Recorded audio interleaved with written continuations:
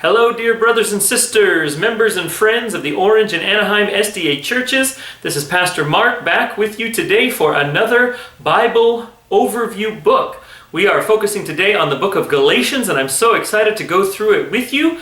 This is the fourth of Paul's epistles that we will be going through. Having gone through Romans and 1st and 2nd Corinthians, we now come to the book of Galatians. Galatia, if you're not aware, you might be tempted to think that Galatia was an individual city, a church in a city called Galatia. But Galatia was actually a region in what was called the province of Asia in the Roman Empire. Nowadays it's Turkey. And so here you see a map with the Mediterranean Sea there. You got Israel over on the right, and there in that peninsula that constitutes modern-day Turkey, the dark red is the province of Galatia, kind of in the middle there toward the north of Turkey. By the way that this map is written, it didn't look like that province had any seaports in it.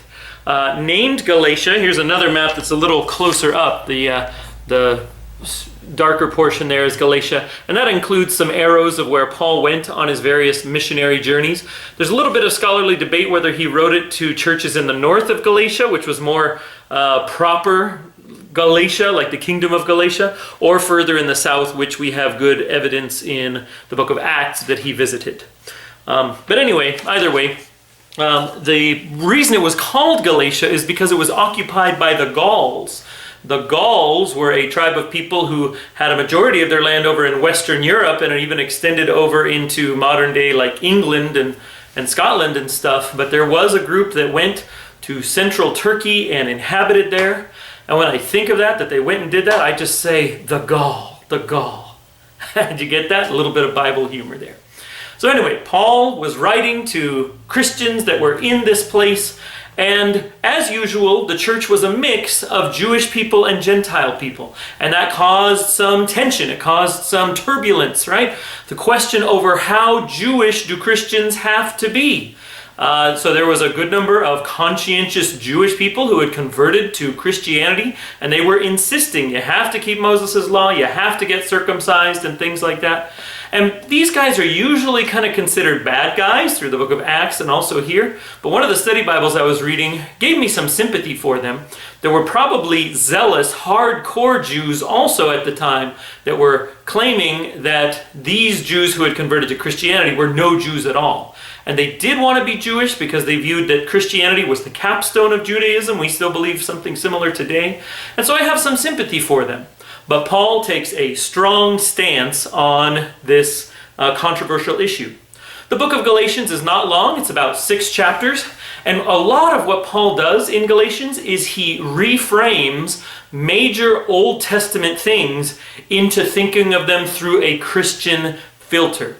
For example, major things from the Old Testament, like God's covenant with Abraham, and things like circumcision and how to react to Moses' law. You know, the Jews applied these things to literal Israel, whereas Paul applies them more broadly here in Galatians to spiritual understandings. And anybody who's in Christ, the promises to Abraham and, the other prophets, that goes beyond the borders of literal Israel. So if you were to say Paul had a main thesis in writing Galatians, he would say the Old Testament must be read through the lens of Jesus' sacrifice and through the big plan of salvation for the world, rather than just Israel. This was a revolutionary interpretation, a new interpretation, a controversial one, and not surprisingly, Jews didn't like it. Paul also makes huge statements on justification by faith alone. We shouldn't be surprised. Paul is the hero of that. And the book of Galatians, along with Romans, is called Luther's book. They were 2 of Martin Luther's favorite books. He's the famous Protestant reformer. Romans and Galatians, 2 of his absolute favorites. So I'm looking forward to going through this as well. Galatians does leave a lasting legacy, not all of which is good. Tragically, a lot of Paul's statements in Galatians have been used to justify anti-Semitism and even persecution. But that should not be the conclusion that we take away from the book of Galatians. First of all, let's not forget that Paul was a Jewish person himself, and he talks about his feelings of that in a couple of other places in the Bible, Romans toward the end particularly. And he was unashamed of being Jewish, but was talking about how Jesus' sacrifice supersedes so many shadows that had existed before. And of course, Paul is not being exclusionary here. He's not saying Gentiles to the exclusion of Jews. In fact, you could say Paul's most inclusive statement of the whole New Testament is in Galatians. Chapter 3, Paul famously says, "In Christ there is no male nor female, no slave nor free, no Jew nor Gentile."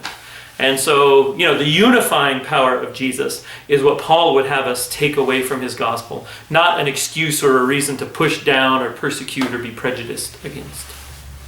Another lasting legacy is the debate about what Paul meant when he talked about the law, because Paul uses some pretty strong language against the law here.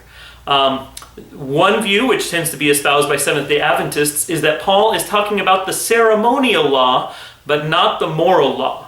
Now, that's not original to Seventh-day Adventists. Actually, the source I was reading said that Tertullian, back in the 3rd century, was the first person to propose that. That there was a distinction between the ceremonies and some of the feasts and fasting times that the Jewish people had, versus things that have to do with morality. Second interpretation is that he was talking about the entire law of Moses, basically the entire main contents of the Pentateuch, which we're also reading right now, getting into Exodus.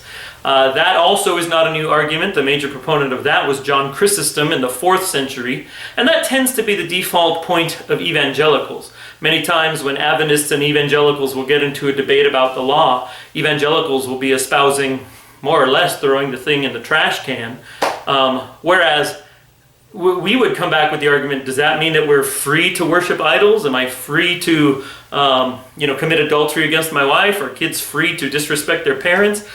Certainly we're not meaning that, right? But it's something that's used particularly against Sabbath keeping, because that's one of those hallmarks of Judaism that traditionally Christianity didn't get in the great divorce between Gentile and Jewish Christianity, sadly. We believe Old and New Testament, Old Covenant and New Covenant are complementary of each other. The new is the capstone of the old, but God wasn't wiping away the old. And the third major interpretation of what Paul meant in his things against the law, this one is more held by Gnostics and groups that we would call spurious, but they would say that Paul took the literal nature of the law and spiritualized it. So everything needs to be read spiritually rather than literally. I still espouse a largely literal interpretation of the law. It says if you borrow your neighbor's animal and an accident happens and it dies, you need to pay back that neighbor for his animal. So like modern day, if I borrow my neighbor's lawnmower and then I bust the lawnmower, I need to replace that lawnmower for the neighbor. So just different things about that. So interestingly, right at the end, we talked about the author being Paul. He probably wrote with a secretary, because there's a very telling statement, something like 8 verses from the end in chapter 6, where Paul says, "Look what big letters I'm using as I write with my own hand." It is thought that Paul may have had bad vision, or at least bad handwriting, right? Paper was scarce and hard to come by and hard to preserve, so he didn't want to be filling up 6 whole chapters with kid-size extra big letters. He probably used a secretary. There is another place where he names that person by name who's writing his letter, but then maybe those last 7 or 8 verses were actually written in his hand using some big, perhaps ugly letters. I'm not sure. I remember that we had a Sabbath school lesson on the book of Galatians not too long ago, a couple of years perhaps, so maybe you remember some of those principles there. But we'll be spending about a week going through chapter by chapter. Hope that it is an enjoyable experience for you. Look forward to being on this journey together. Please greet your families from ours, and of course a big greeting from the Anaheim SDA Church and the Orange SDA Church to your family. May God keep us strong in the faith as we continue reading through His Word. God bless you. Bye.